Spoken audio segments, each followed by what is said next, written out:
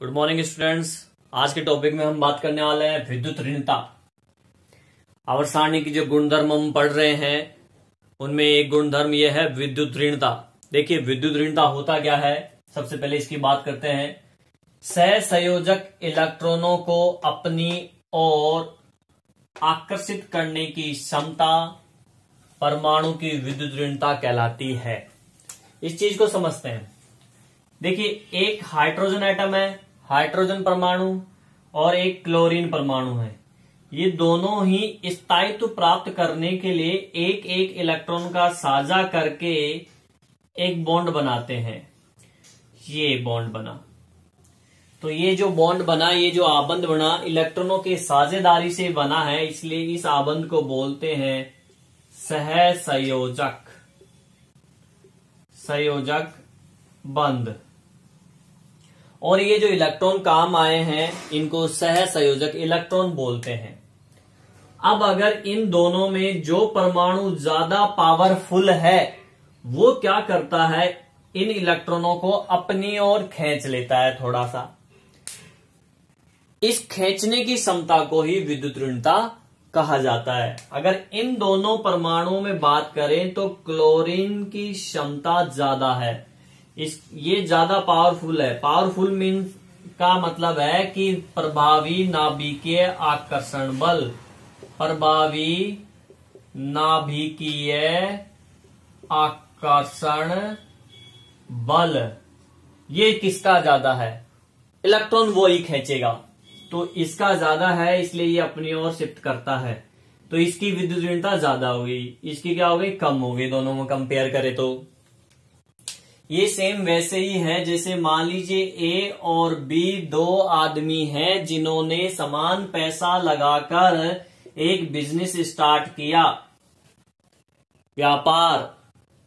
अब क्या है कि ये बी आदमी जो है थोड़ा चंट होता है, तो ये ए के पैसों को खा गया, अपने अकाउंट में ट्रांसफर कर लिया, तो इसकी क्षमता ज्यादा हो गई, अर्थात इसकी विद्युत ऋणता ज्यादा और इसकी कम। तो सेम वैसे ये है कि इन्होंने भी एक एक इलेक्ट्रॉन का साझा किया और सहसंयोजक आबंध बनाया, लेकिन इसकी प्रभावी नाभिकीय आकर्षण बल ज्यादा होने के कारण इलेक्ट्रॉनों को अपनी ओर आकर्षित करेगा ये।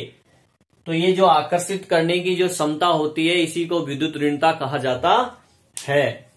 परिभाषा आपको समझ में आ गई होगी, तो अब बात करते हैं आवर्त सारणी के संदर्भ में, मतलब कि बाएं से दाएं जाने पर और ऊपर से नीचे जाने पर विद्युत ऋणता पर क्या प्रभाव पड़ता है। तो देखिए मैं यहाँ पे एक आवर्त लिखूंगा और एक वर्ग लिखूंगा जिससे आपको समझ में आ जाएगा। Lithium, beryllium, boron, carbon, nitrogen, oxygen and fluorine, ये एक ही आवर्त के सदस्य हैं, सेकंड आवर्त के। तो इसकी विद्युत ऋणता होती है 1, ठीक है। और बेरिलियम की बात करें तो इसकी होती है 1.5, इसकी होती है 2, इसकी होती है 2.5, इसकी होती है 3, इसकी होती है 3.5 और इसकी होती है 4। तो आपको पता चल ही गया कि बाएं से दाएं जाने पर आवर्त सारणी के अंदर जो आवर्त है उसमें अपन बाएं से दाएं जाएं तो विद्युत ऋणता का मान बढ़ता है। आप देख सकते हो 1 से हम कहां पहुंच गए, 4 पे पहुंच गए हैं। तो बाएं से दाएं जाने पर विद्युत ऋणता का मान क्या हो रहा है, बढ़ रहा है, वृद्धि होती है, ठीक है। अब सवाल ये है क्यों होती है, तो मैंने आपको पहले ही ये पिछले टॉपिक परमाणु त्रिज्या में बता चुका हूं कि बाएं से दाएं जाने पर परमाणु का आकार जो है छोटा होता जाता है। क्या होता जाता है, छोटा हो जाता है। तो देखिए एक तो इलेक्ट्रॉन यहाँ पे हो, एक इलेक्ट्रॉन यहाँ पे हो और इसका इलेक्ट्रॉन यहाँ पे हो, तो डिस्टेंस इसकी ज्यादा है, इसकी कम है और इसकी और कम है।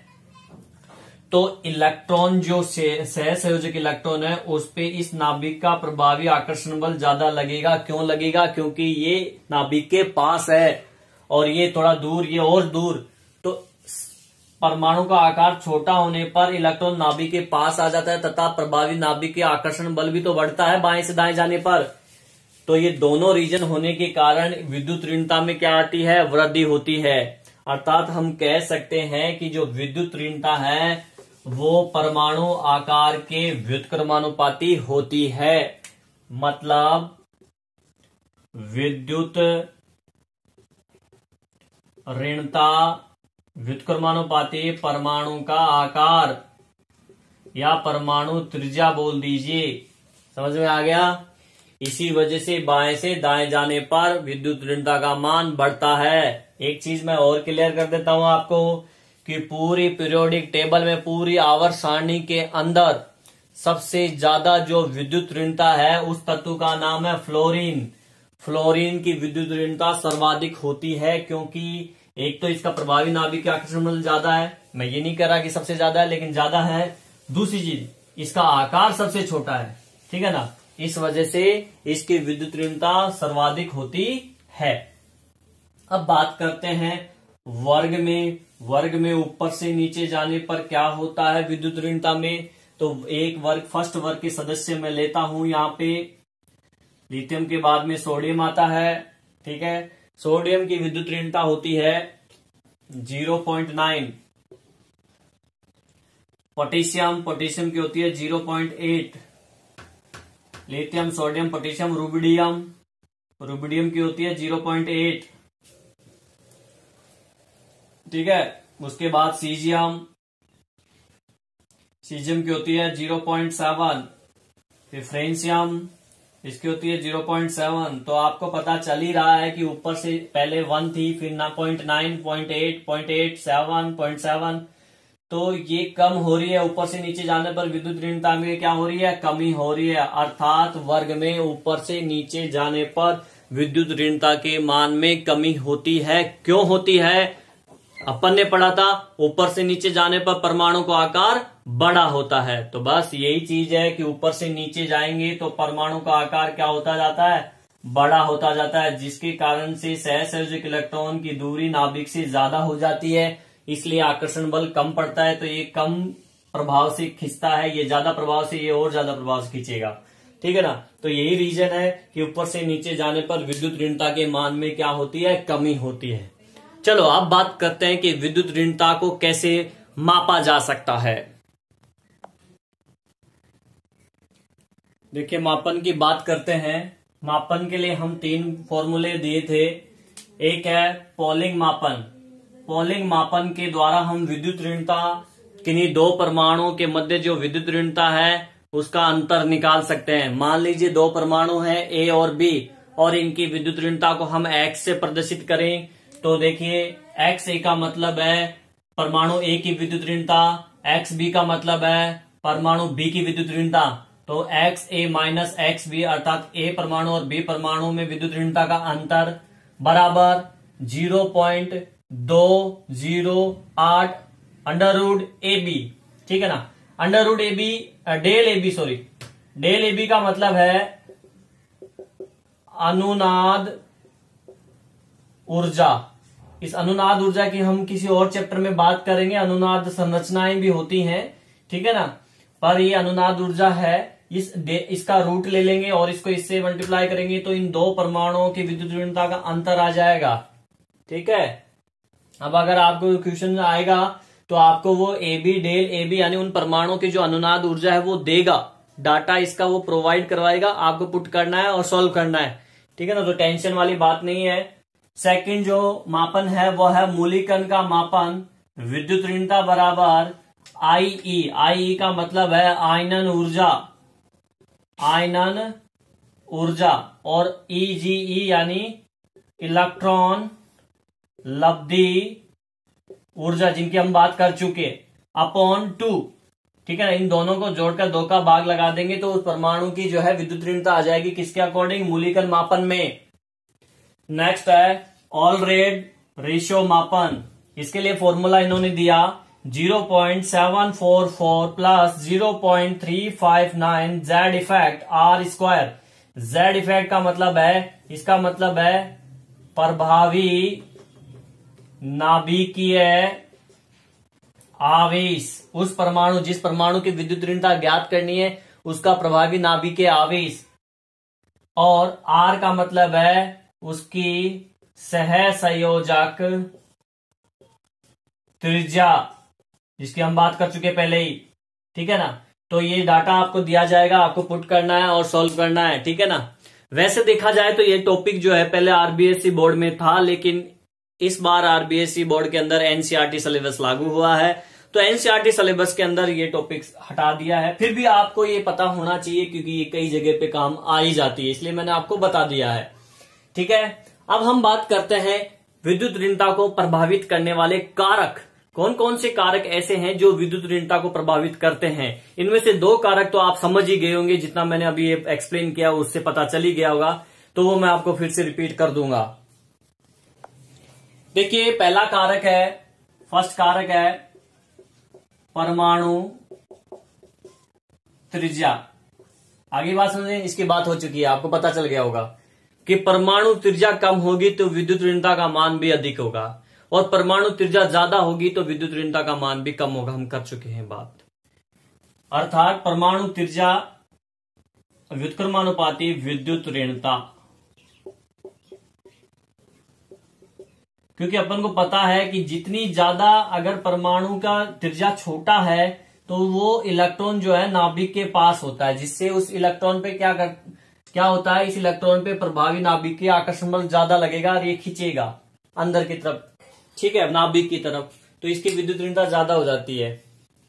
तो पहला कारक परमाणु त्रिज्या।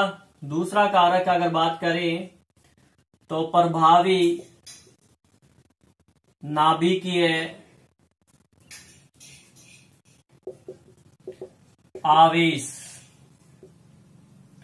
देखिए प्रभावी नाभिकीय आवेश का मतलब है, मान लीजिए इसमें प्रोटॉन की संख्या जो है 5 है, इसमें प्रोटॉन की संख्या 8 है, इसमें प्रोटॉन की संख्या 10 है, तो अर्थात इसका प्रभावी नाभिकीय आवेश अधिक होगा, इसका कम होगा और इसका और कम होगा, मतलब ये सी है। तो इसका प्रोटॉन की संख्या 10 है तो इसका प्रभावी नाभिकीय आवेश क्या होगा, ज्यादा।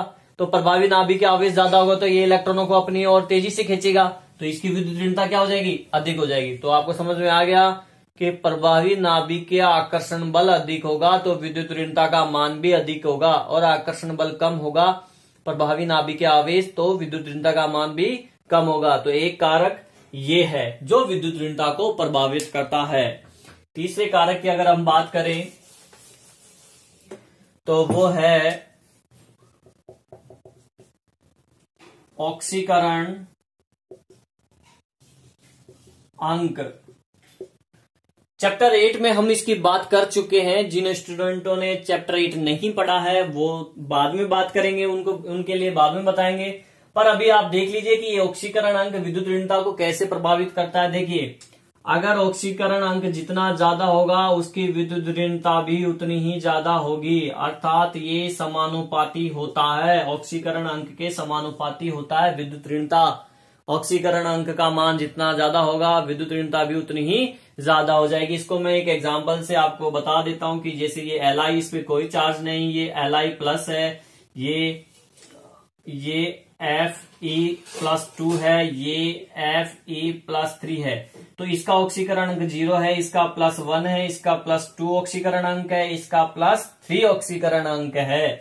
तो ज्यादा किसका ऑक्सीकरण अंक है, इसका, तो इसकी विद्युत ऋणता भी ज्यादा होगी, इसकी और कम हो जाएगी, इसकी और कम हो जाएगी, अर्थात ऑक्सीकरण अंक बढ़ेगा तो विद्युत ऋणता का मान भी बढ़ेगा, ठीक है। क्योंकि इलेक्ट्रॉन कम हो जाता है ना, जिससे परिरक्षण प्रभाव कमजोर पड़ जाएगा, प्रभावी नाभिकीय आकर्षण बल अधिक हो जाएगा, इसलिए विद्युत ऋणता क्या हो जाती है, ज्यादा हो जाती है। चौथा कारक अगर बात करें तो चौथा कारक है, इनको मैं मिटा देता हूं। चौथा कारक है हमारा संकरण का प्रकार। संकरण का प्रकार, या तो ये बोल दीजिए या आप बोल दीजिए एस संकरण में एक्स कक्षक के गुण। अब देखिए संकरण क्या है तो इसकी बात हम चैप्टर 4 में करेंगे, ठीक है। लेकिन अभी हम विद्युत ऋणता को कैसे क्या है, तो आपने को पता है कक्षक कौन कौन से होते हैं, एस, पी, डी और एफ। संकरण में भाग लेते हैं ये कक्षक, ठीक है, जिससे कि कई प्रकार के संकरण होते हैं। मैं एक एग्जांपल लेता हूं। पहले तो ये बता देता हूं मैं आपको कि विद्युत ऋणता किस प्रकार से एस कक्षक से प्रभावित होती है। देखिए, एस कक्षक का जिस संक्रमण में जितना ज्यादा प्रतिशत होगा उसकी विद्युत ऋणता भी उतनी ही ज्यादा होगी। ठीक है, कैसे? जैसे एक ये है C2H6, क्या नाम है इसका?